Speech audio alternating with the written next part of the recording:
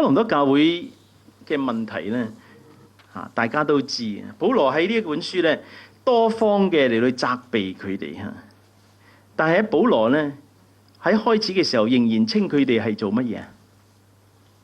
聖徒嚇。保羅咧，雖然呢班人咧真係好多問題嚇。如果今日有神學生或者有我嘅牧師朋友要去牧養哥林多教會咧，我就要佢好好嚟到思考，唔好去。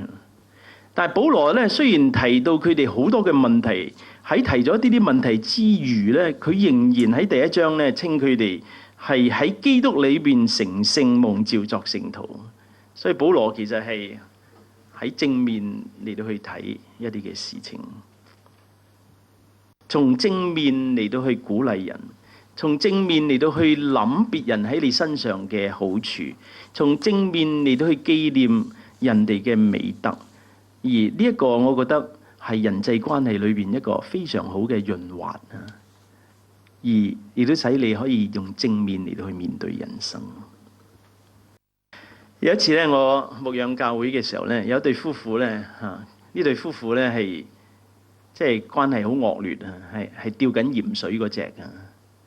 咁咧佢哋咧就嚟我屋企就揾我。咁啊兩個咧，我就好記得咧，佢哋坐喺我哋梳化嘅兩邊啊。咁然後咧，我就要開始。我要點開始咧？我知如果一開始咧，要佢哋講咧，就冇乜好嘢講噶啦嚇。咁嗰啲子彈咧就亂飛噶啦。所以咧，我一開始嘅時候咧，就同佢哋講我話：嗱，請你哋咧諗對方3樣嘅好處嚇，3樣好處。咁佢哋就坐喺嗰度諗咗咁上下咧，我就叫個先生講啦。我話：請你講你太太嘅3樣好處啊！佢話：唔好意思啊，只諗到1樣啫。我話：1樣都好啦，1樣都好啦，你講啦。咁佢就講咗啦。咁啊，輪到個太太咯。佢話：講你先生3樣好處啊。佢話：冇啊，1樣都冇啊。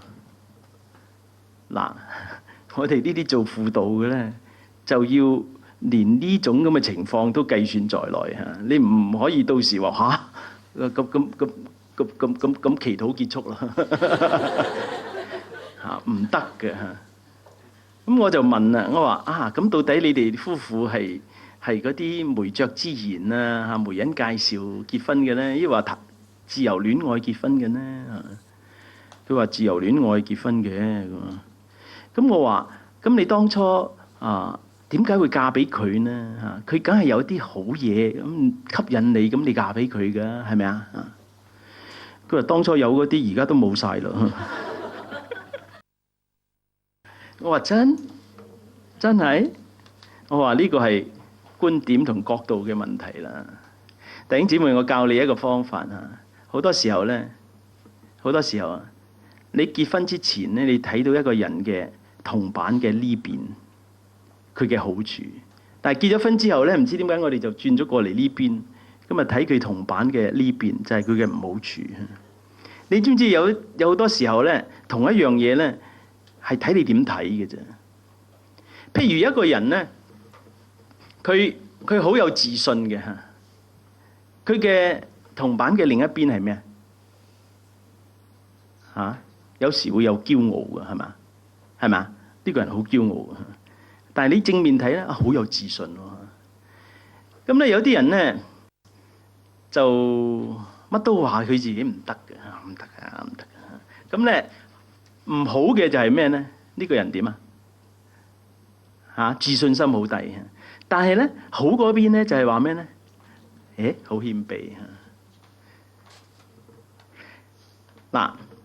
譬如一個姊妹嚇，咁未結婚之前咧就好欣賞一個弟兄。呢個弟兄咧就係好試正嗰隻嘅嚇，試正，即係油顏色唔會油出界嗰隻咧嚇。然後咧係一個好仔嚇。然後咧讀書咧又係一個好學生嚇，唔會犯規嘅，唔會被記過嘅嚇。咁啊，亦都係一個好市民。咁你就喺嗰度同景啦。將來佢一定係一個好丈夫，然後咧係一個好老豆。咁咧，然後咧就相信咧就唔會有第三者嘅，因為佢唔會出界噶嘛嚇。咁你就嫁俾佢咯嚇，嫁俾佢啦嚇。咁啊嫁俾佢咧就發現咧，過咗10年20年咧，覺得呢個人咧好老土啊，死板啊嚇，揸車咧嚇塞車都唔識轉彎嘅嚇，咁啊死咕咕就喺嗰度等嘅嚇。淨係就識行嗰條路嘅啫嚇，然後咧20年咧早餐都係食嗰隻 cereal 嘅嚇，唔變嘅嚇，咁啊梗係你就容易服侍啊嘛，你從正面睇啦嚇，係咪啊？即係唔使擔心啊，咁咧佢又唔會去一啲新嘅地方嚟到去玩嘅嚇，唔會嘅嚇，咁咧你就覺得咧呢個人咧係 no fun 嚇。一啲情趣都冇，其實咧，你早就應該知佢一啲情趣都冇嘅。你開始嘅時候就應該知嘅，不過你係喺呢邊嚟到睇啫嘛嚇。